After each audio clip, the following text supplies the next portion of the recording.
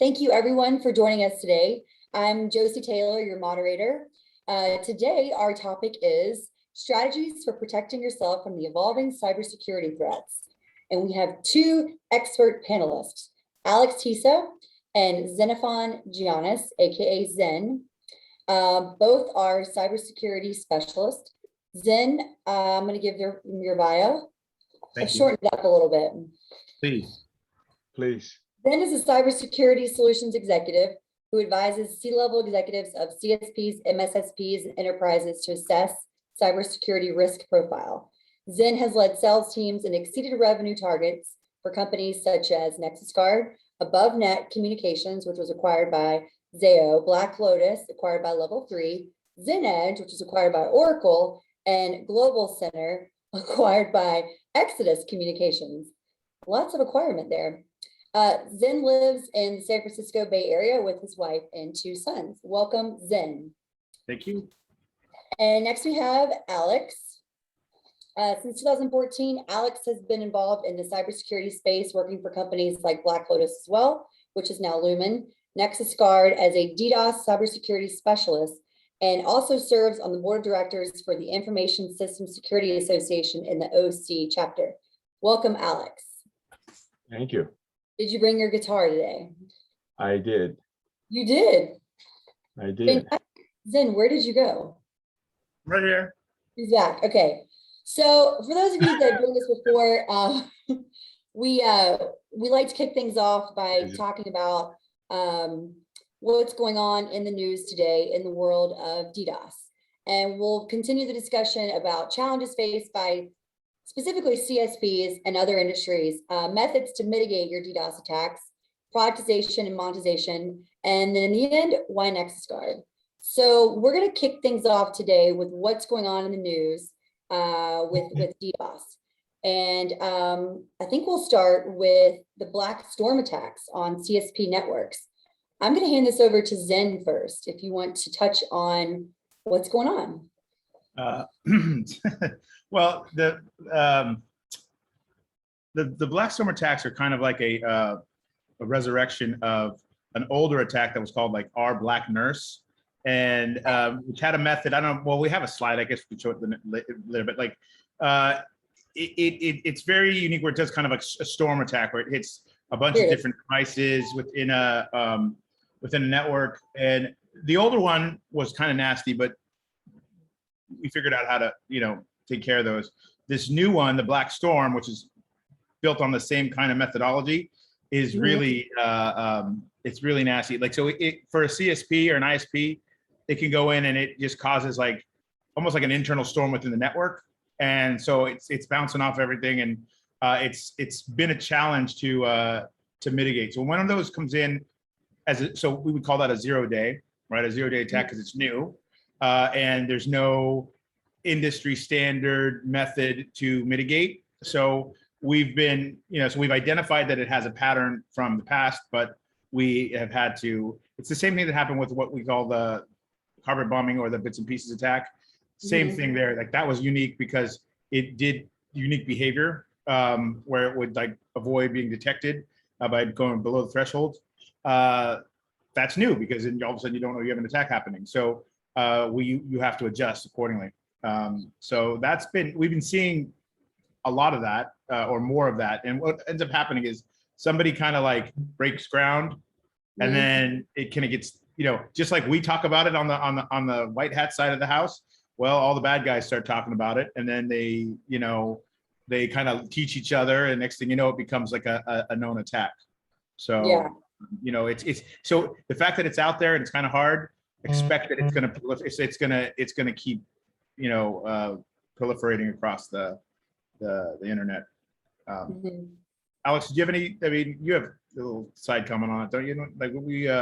You were saying something earlier about it. Well, and there were some other attacks going on in the news with the VoIP and other things happening that I know you wanted to touch on, Alex.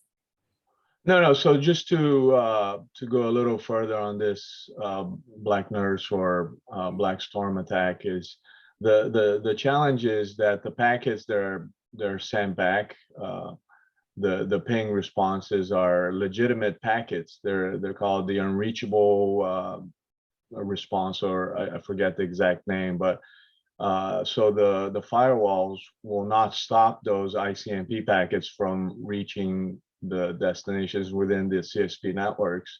That's why it's so difficult to spot them.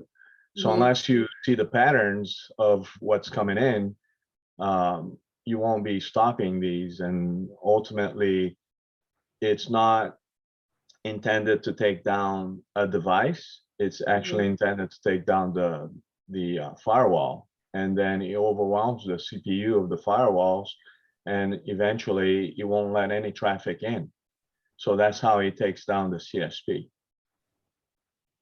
Look at So this. that's just, yeah, that's the challenge, right? Because with the naked eye, you can't really tell that it's an attack that's coming in. So that's why you need more of artificial intelligence or some kind of machine learning to quickly detect this kind of attack before it overwhelms your network. Right.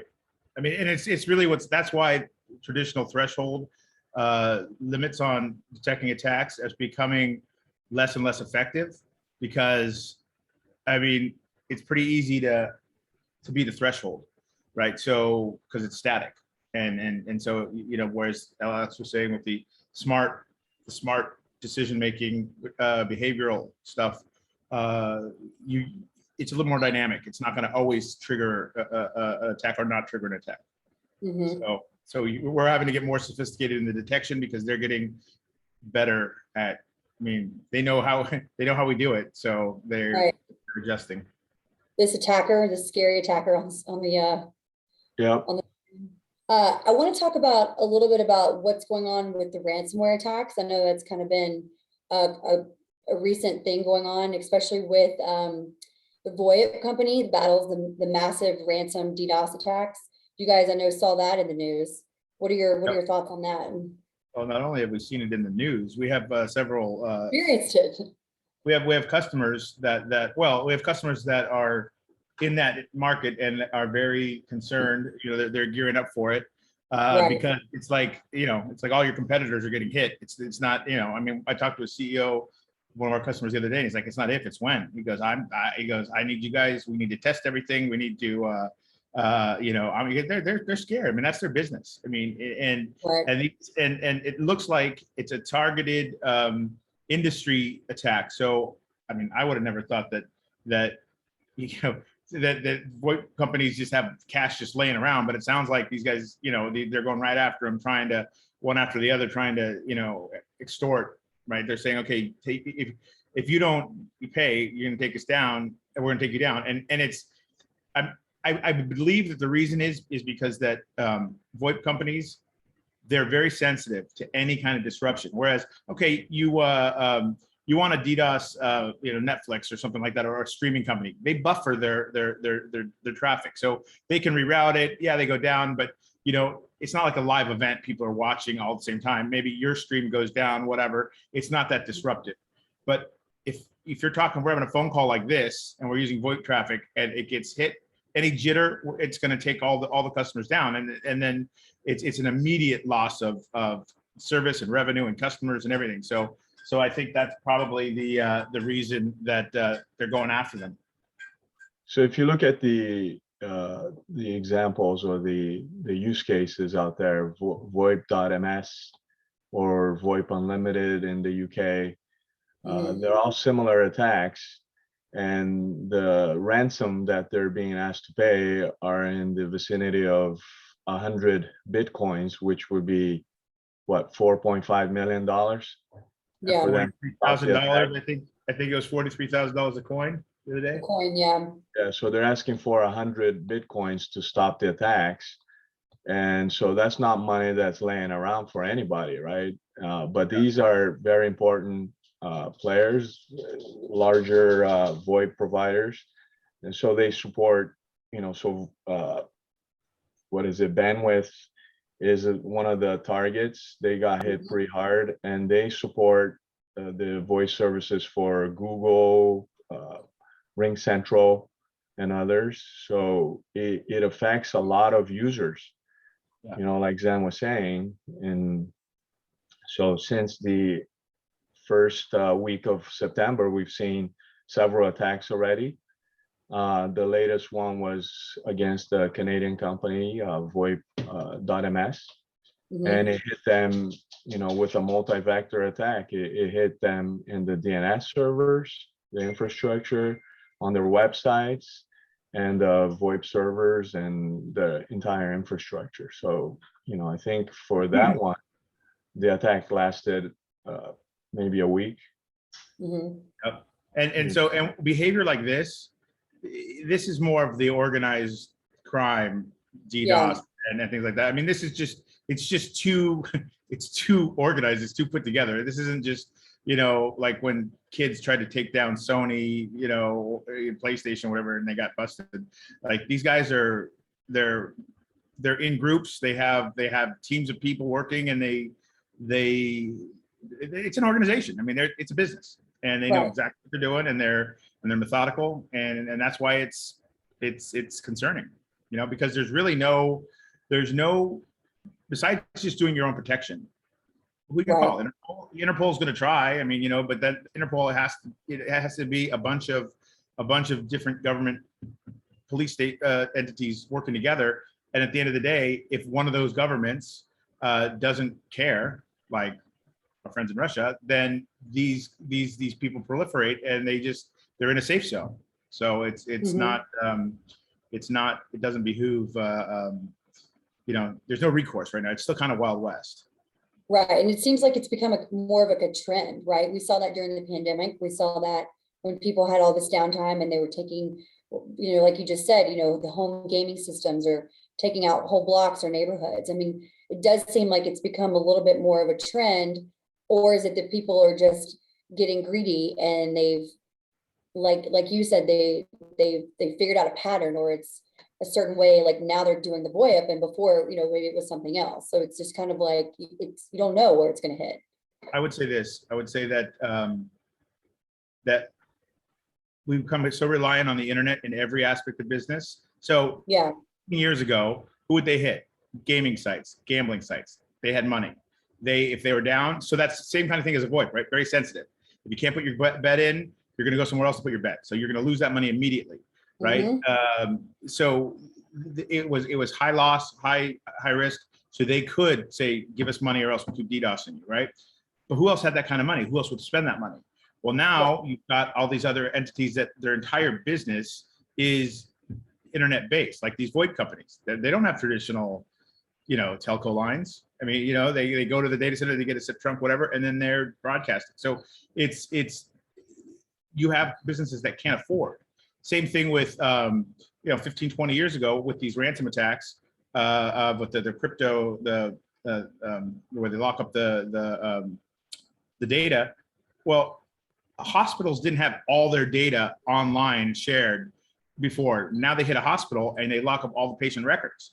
And there's laws that the hospitals have to abide by where they can't have those records locked, right? So for them to operate, for patient privacy, whatever, they have to unlock it. So there's now, it's gotten to the point where they can go down the stack. You don't just go to the porn customers and the gambling customers. You go to regular mainstream customers, and now that it's more mainstream, more people are getting hit because there's more wallets to take.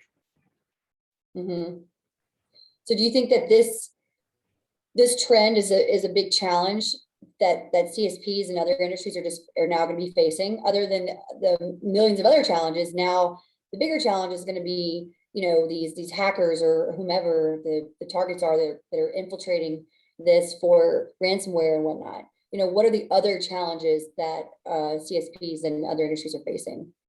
I think, Alex, you want to take this one? Sure, I can start. So one of the challenges is, you know, they used to use, you know, DNS servers, for example, for amplification, and there's so many of them, right, in the network, in the internet, if you will. Now you're using IoT devices, and they're in the billions, right? Anything that's connected to the internet, your refrigerator, whatever, cars, they can be used to launch attacks and,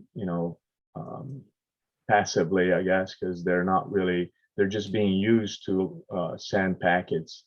And that can overwhelm the largest of the telecom providers out there. So that's a big challenge for CSPs and other industries, ahead of us. Zen, what do you think are the big challenges that CSPs are facing right now? Well, the big challenge is this, because attacks are becoming more prevalent. Right. So the CSPs and ISPs, they have a twofold threat, right? Either somebody's going to try to attack them specifically, or they're going to try to attack one of their customers. Now, right. Traditionally the CSPs, or the ISPs, their responsibility is keep the network up, right? Because you don't want to not have service because your neighbor got hit. Fine. But what's happening is that the industry is moving to a point. So most of them have method to protect the network, their own network, whether it's a black hole or some detection or some black hole communities with their upstreams. So they were able to get the attacks off the network. So problem solved, keep the network up. But then you start having these customers that are saying, listen, you need to help me. So now you're getting into a different thing. Now you're getting into providing DDoS protection for a specific customer. And mitigation is a bunch of things. No routing the attack is mitigation. You're mitigating the attack, but the customer also goes down. So to keep the customer up is a much harder solution, right? So if you have a customer that says, I need to be up, how much is it going to cost? And now you're trying to filter out bad traffic and then deliver the clean traffic back through. That's a much more complicated exercise, and you need to have capacity and things like that. So what's happening is more and more customers, for compliance reasons or whatever, are saying, listen, help me, protect me. And I mean, the CSPs, whereas before they might have said no, now it's like, well, if you don't have this, then I have to go find another provider. And so now they're being forced to do it. So they have to come up with a solution, whether they want to or not. Right? I mean, the market's dictated. So yeah, if you've got like a small little mom and pop flower shop, sure, you know what? No DDoS, go get some free service from Cloudflare or somebody. But if you've got Bank of America, they're going to pay you a lot of money, right? So all of a sudden, it becomes very, very important to the CEO that you find a way to not only retain the revenue you have, but then see if you can get some extra revenue from a high worth customer. So yeah, the challenge is being able to adapt, right? Because what CSPs do and what they do well is they provide internet service. They're not really security specialists. They're not, and they don't do application stuff. They don't do, they just do what they know how to. Just keeping the network up and expanding and getting new customers is hard enough, right? Yeah. So now you got to add all this other complexity. That's a challenge. Well, you brought up a good point, which is mitigation, which is actually my next topic, are the different methods to mitigate DDoS attacks. You mentioned the clean pipe, and then there's other things. I know, Alex, you've talked about DIY versus true hybrid. What would you say are the different methods to mitigate? So the most prevalent one that Zen mentioned is black hole, or so they basically, or sometimes they call it RTBH, which is the remote triggered black hole. Yeah, remotely triggered black hole. So essentially, it's a very effective tool. It's been available for years, and basically, you completely block the traffic for the IP address that's being attacked, so that you prevent the infection of your entire network, right? So it's effective, but at the same time, the customer that's being attacked is completely offline. So it's not really effective in trying to keep that customer happy. So what happens is you may lose that customer. So that's one method that's been used for years, like I said, and then they developed a new method called BGP flow spec, and still being deployed, is somewhat new, and it provides a lot more filters, if you will, basically sending firewall rules in your BGP session that says, please block all these ports, and and there's, I think, 12 different parameters like TCP flags, ICMP flags, codes, and it looks at the destination and source address and ports and all of that. So it's more granular, but not to the point where you actually effectively mitigating DDoS attacks, but it's a lot better than just a straight black hole, right? And then when it comes to actual DDoS mitigation, you pointed out clean pipe. So that's where most telcos, ISPs are deploying DDoS, which is essentially DIA or IP transit that's protected by a DDoS service or box hardware. And essentially their customers are getting IP connections that are protected from DDoS attacks. Those DDoS attacks are,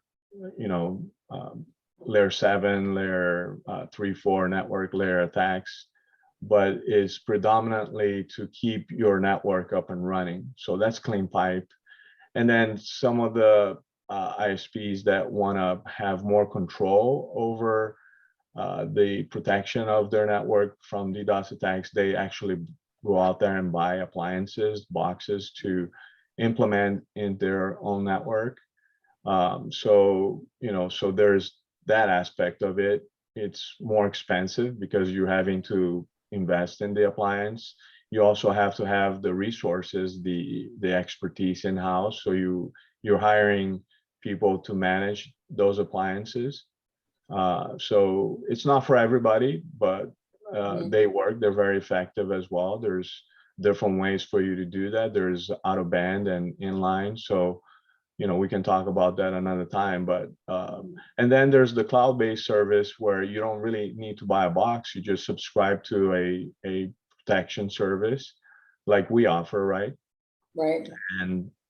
And you can protect your network as well. You can protect your applications, your DNS service, and that's from the cloud, just like you would get a VoIP service or Salesforce.com. You're not having to buy any equipment per se for you to maintain. So that's the same concept.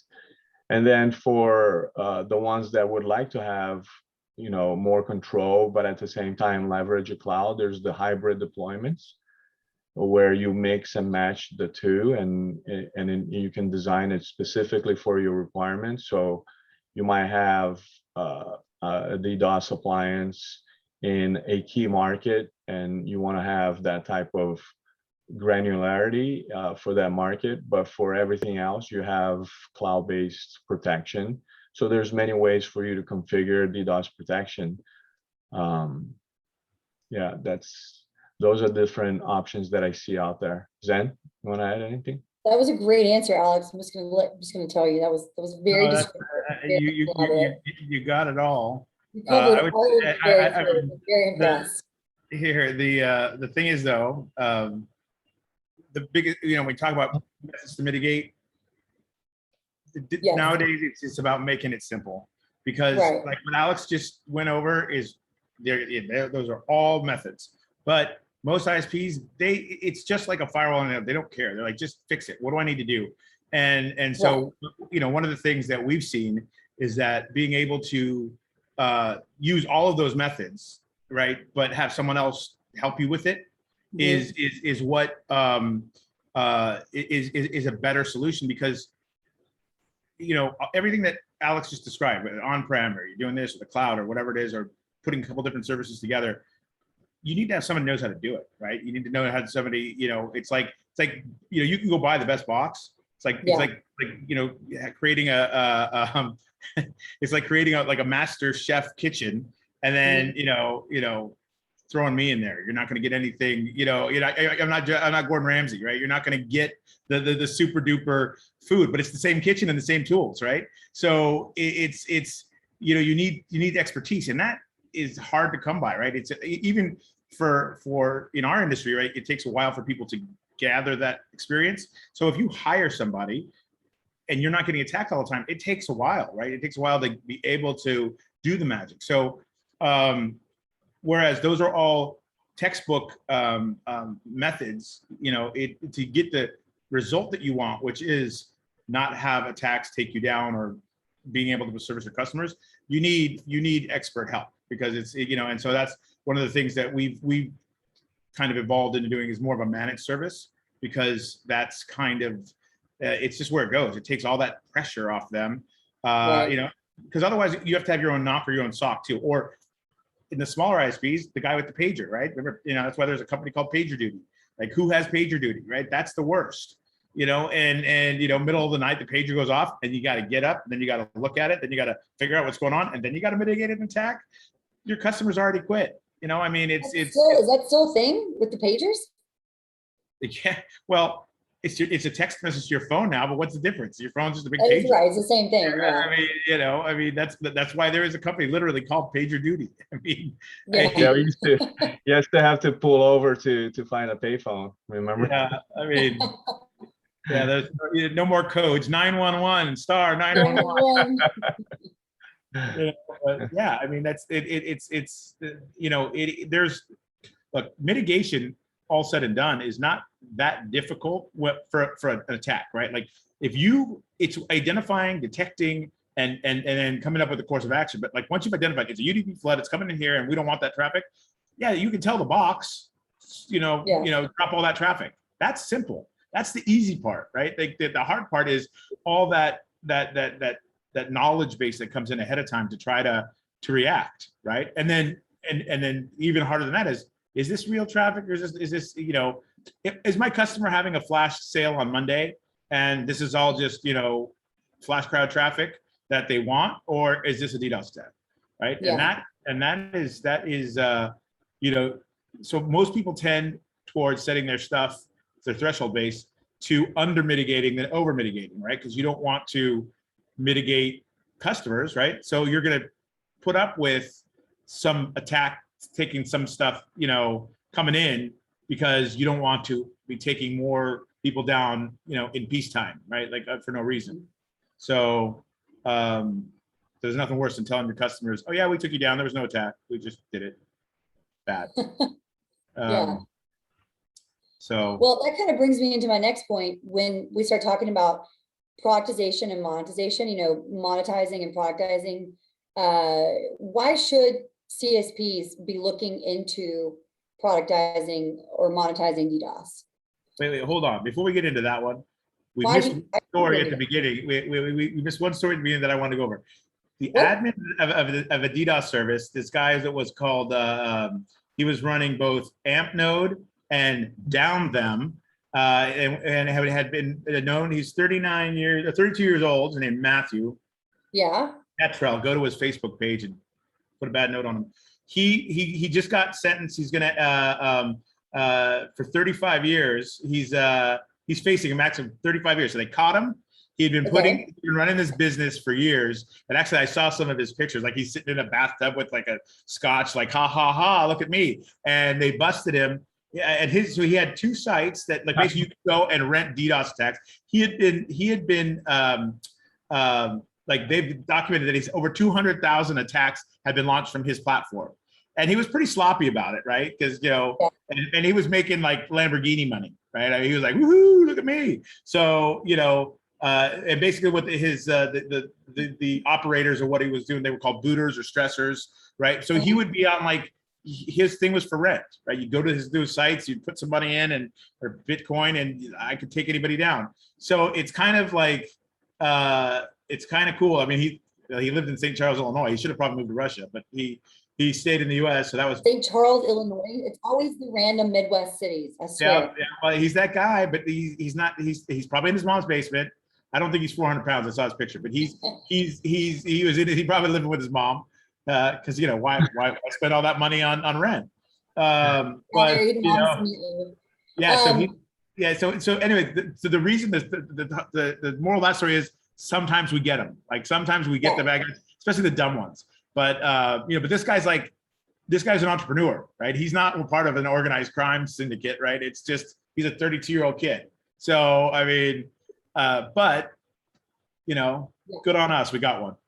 So, okay, let's apply that to what we just talked about. So with something like that, would you have advised that company? I mean, do we know like who their DDoS protection is? They probably didn't have any, or maybe they went out and they tried to do the DIY thing, or Although, so the targets they said they were doing what were their private big public sector, targets? and they got schools, a lot of schools and municipal and local government websites. So probably the people that he was, so like think about it. If you're a professional DDoSer, you're not going to probably go to his little site. But if you're a student and you want to take down your school, because ha ha ha, this is funny, you're going to probably go to a site like his and you're going to launch, you know, a couple of attacks. You can probably pay, like I think I read in one of the other articles that his was like anywhere from $5 to $10 was like the starting, right? The starting level of DDoS. So, you know, oh, my teacher gave me an assignment and gave me a D. Guess what? You're going down, woman. Like boom. And then I mean, a homework stew? No, it's not. So I mean, they like that's the that's kind of who was his customer base, right? So and probably all the little gamer stuff. So yeah, I mean, I just picture Ferris Bueller. Oh yeah. Bueller. Yeah. Anyone? Like, oh, I'm absent today. No, I'm not. Your system's down. But but see, that's the thing. Like, so yeah, they can tell. I mean, look, we can tell if we end up mitigating an attack. You do the what do they call it, deep packet analysis. We can take out the packet. We can see what botnet it came from. Like he wasn't running. So this guy wasn't running his own botnet, right? He probably was renting space on other people's botnets, right? Yeah. He was just running the service. He was the front end. He was a storefront for that. But I mean, he probably didn't write the malware code that went out and infected all the computers, and he's not the king of the botnet. So with like I said, within the community of bad guys, they have their own commerce business, right? Oh, I'm going to rent some botnet from you. Okay, I'm going to run my I'm going to run my front door here. This is my low orbit cannon thing where they can shoot the attacks. So yeah, so he's not in trouble for running the botnet. He's just in trouble for running the front end store to sell access, right? It's almost like minutes. It's almost like long distance minutes. He's selling minutes on the DDoS network. So so you're saying productize and monetize DDoS? Is that what it is? Well, no, but I mean, how do you productize against people? Let's get into productization. Well, speaking of that, there was this guy in Illinois. Yeah, well, I'm just saying, right? News. Well, we got one. We just, we got one of them. With malware, there was something that was in the news with AT&T. It cost AT&T something like $200 million. There was a guy who like defrauded AT&T out of $200 million in lost subscription fees. He was tricking. His was a little different. He was tricking people to change. Like he would send like almost like phishing stuff to the users, to the employees, and they would change their service to another service, but they didn't know it. So that's how basically they lost revenue. He stole the revenue. That's not really DDoS, but that's like more like a phishing malware kind of thing. That's a malware, yeah, but I mean, it's all the same kind of, all the same. They're all friends. But I would say like what you're saying, like the productize. Well, so schools come to us. We talk to universities and educational that these are so his botnet was probably the one that we would be fighting against. And it's not like it was hard to mitigate, but you got to look at it this way. Most of those customers, those people that were getting hit weren't hiring somebody like us, and they probably didn't have their own mitigation. Schools don't. Like if you go into some of these universities, I mean, now they're having to do all these upgrades because of the online learning and the pandemic. But before that, you go in there and you're like, how old is this router? Oh yeah. Yeah, 15 years old, and there's dust on it. And you're like wiping it out. It's like, no, like bad. So like, a lot of these guys, you look at how the the educational facilities, a lot of times their network was just up for like, oh, here are your classes. It wasn't full online learning. So they didn't really need all that. And now, so they're having to upgrade, but their networks are very sensitive to attacks, right? Yeah, I So, mean, so, I but think classes, and then I also think admissions. I mean, you've got ACT, SAT scores, you've got GPAs, you've got credentials, you've got a lot of sensitive information that can determine where you get accepted. I mean, obviously SAT scores being a huge one. right, right. So Well, yeah. Well, so go ahead, Alex. no, so the challenge and the opportunity is that cyber attacks, whether DDoS attacks or ransomware attacks, whatever type of cyber attacks, are just growing and they're exploding, right? So you either stand aside and watch everything happen, or you participate in it, so that's the opportunity there for ISPs, wireless ISPs, telcos, to add a new product, cybersecurity, whether it's DDoS or anything else, and tap into that revenue stream, right? But with that comes the complexities of, how do I do this? It's not easy. You have to hire people, like Zen was saying, and in order for you to have a SOC or a security operations center, you have to have at least 5 to 7 people for 24/7 monitoring, and you're not talking about people that just answer phones. Typically in the security world, you need people that can immediately start mitigating or identifying what the attacks are. And so that's not cheap either. That's at least $500,000 a year just on the personnel. Forget about all the equipment that you have to buy and everything. So it is a challenge to try to productize and monetize. When you're spending $1 million, how do you make money? Or is it just protecting your network, right?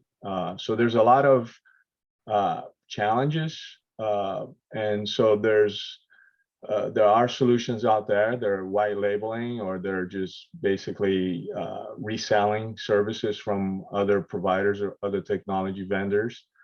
So there's many different ways for you to productize and monetize. Mm-hmm.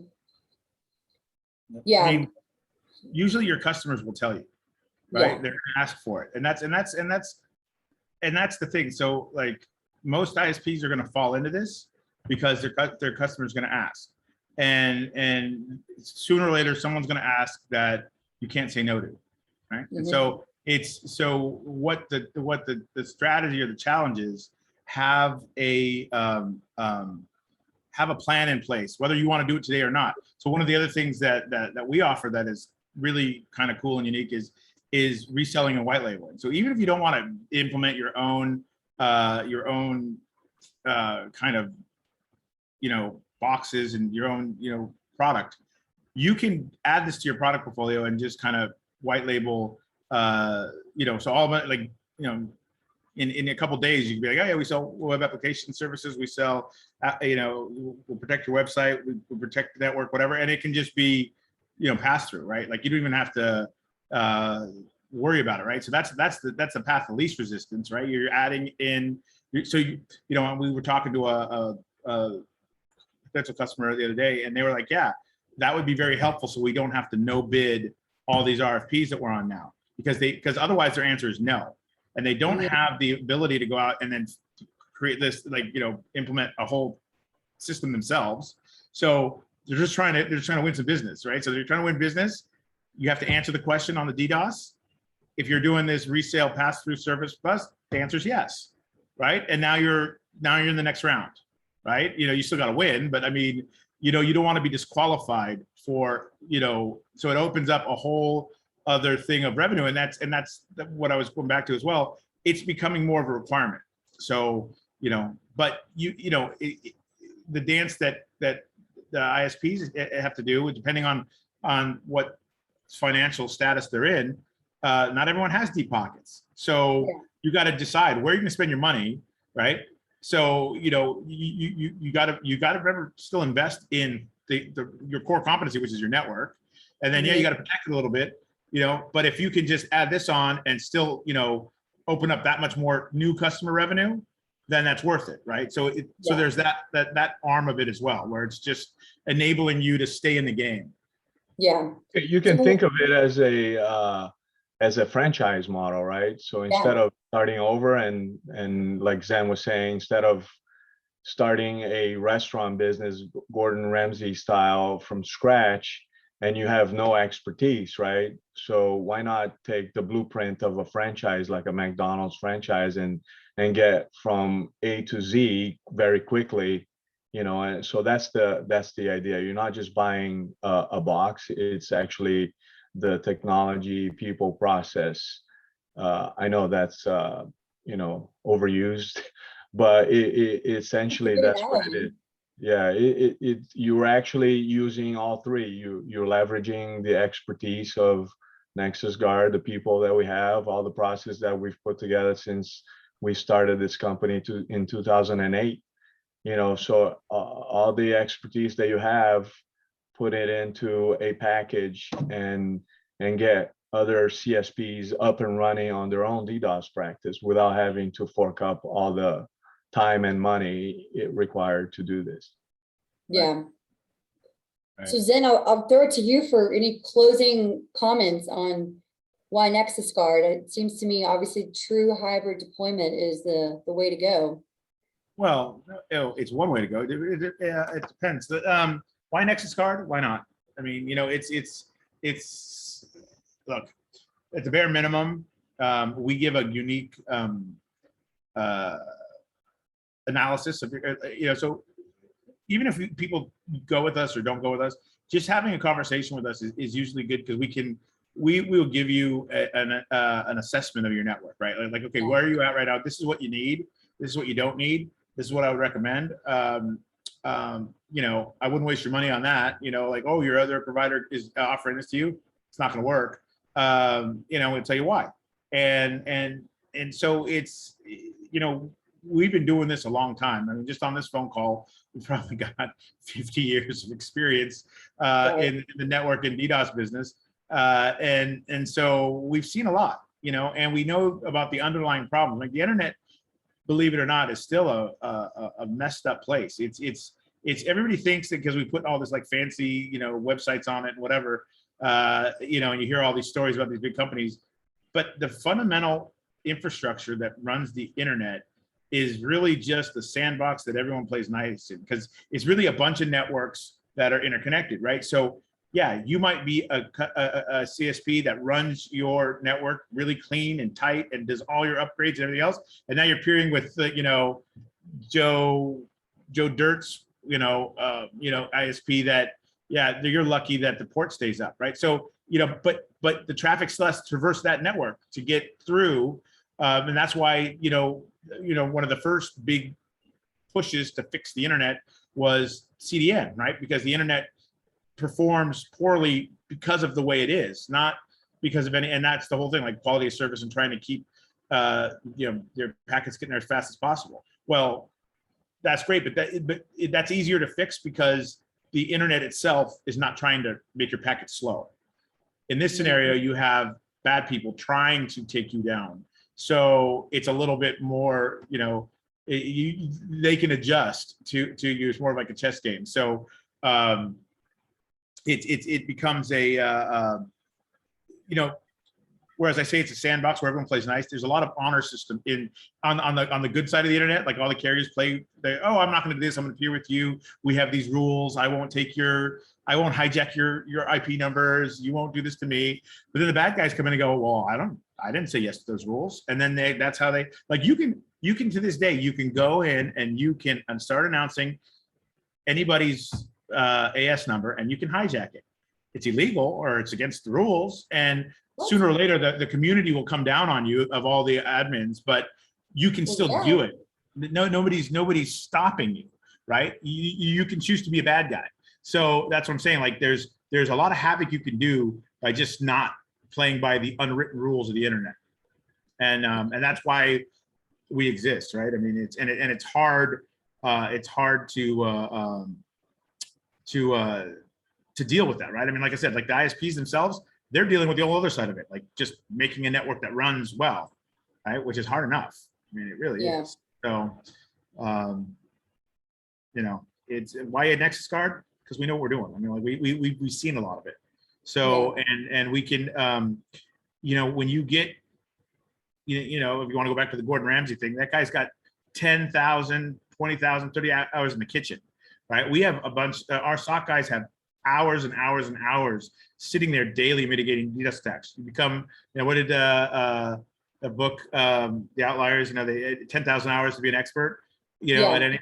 Like that's the thing. Like it's going to take you a long time to get that kind of expertise when you can just have us, you know, help you with it. So at bare minimum, it's, you know, we're usually worth at least a conversation just to put you in the right direction.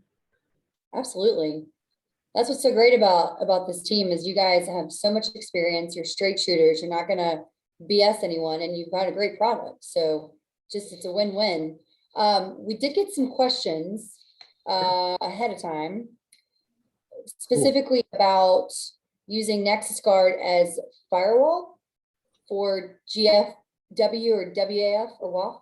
Any comments on that? Question? Yeah, so we're not a next generation firewall, like a Fortinet or anything like that, but we have a layer 7 service that protects against DDoS attacks, and it includes a web application firewall, WAF, very robust. So yeah, we can support that. Yeah. Great. Let me see if we had any other questions come through. I think that might be it. And that's an example of the kind of requests we get. Like, so people think of security as one thing. So they come to us and they'll be like, can you do my next generation firewall and my WAF and my whatever? And we're like, we can do this part. And then there's a bunch, that's why there's so many different security companies out there, because there's different specializations of what you do. So like, you know, but to a consumer, to them, it's just one big thing. It's security, right? So they see, that's what that question, they wanted a one-stop shop to do both. And that's where it's confusing to a lot of the end users, the customers, and, you know, even the CSPs. Like they're like, okay, well, what's the new thing that we got to do? Oh yeah, layer 7. Not even thinking about that. Right. We had another question coming in, but I think it was a half. I don't think they finished it. If I want to install an SMS communicating device to one central point to oversee 20 offices in different areas, which systems? That was it.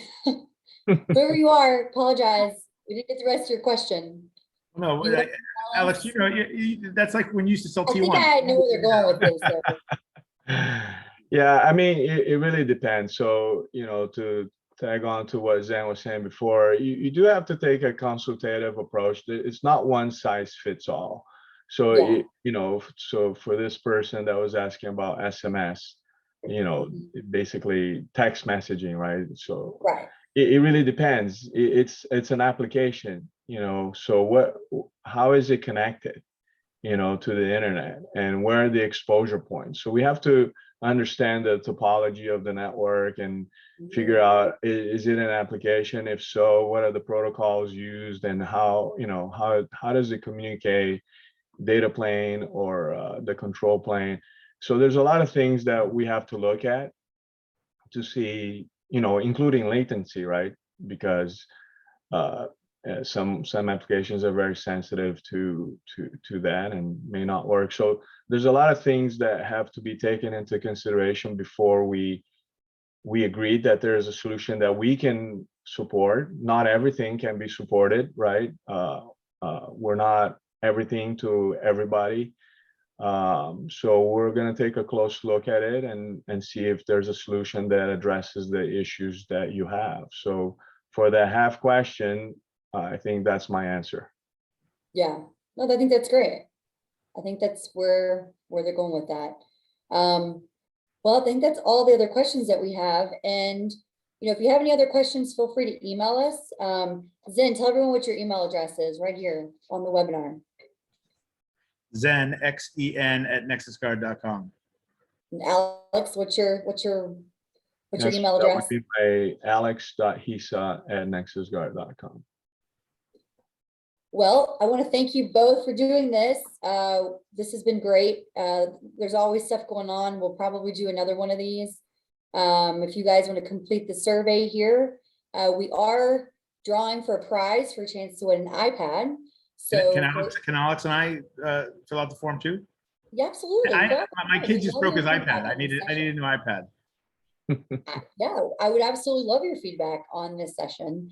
So complete the survey by Friday, October 8th, and we will be drawing for a chance to win an iPad.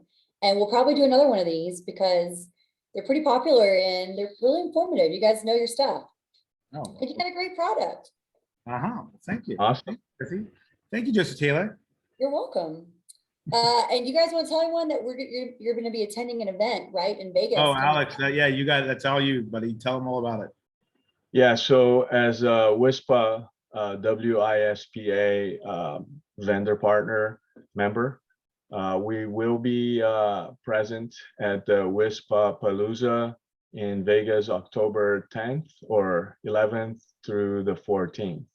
So if you like to meet with Zen and I and have a discussion on any requirements, I know a lot of WISPs are concerned about these VoIP attacks, this wave of attacks. So give us a call, send an email to Zen right there on what you see, and let's connect.